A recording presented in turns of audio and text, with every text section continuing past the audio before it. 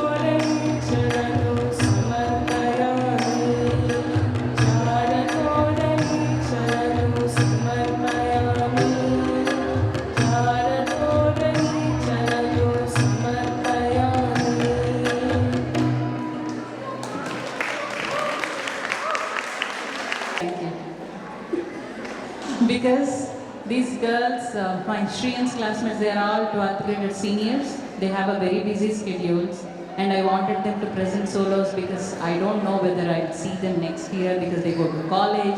They're graduating from their school as well as from the music because they're doing level 4, they're finishing their diploma.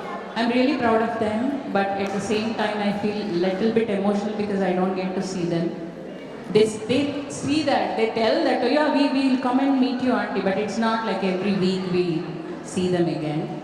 So they treat me more like a friend rather than, they take me for granted. However I shout, however, I yell at them. It's like, okay, okay, auntie, we'll do it. That's okay, that's okay, that's okay, that's okay. It's just a take it easy policy from them. But she really did very good because I was so scared because it's very hard to get hold of them because every time all together they never came for the practice of. They missed so many practices, but end of the day, today's you did very good. You worked on your pronunciation. You did your Shruti and your repetitions, and she memorized. I'm very proud of you. Thank you, Vaishu.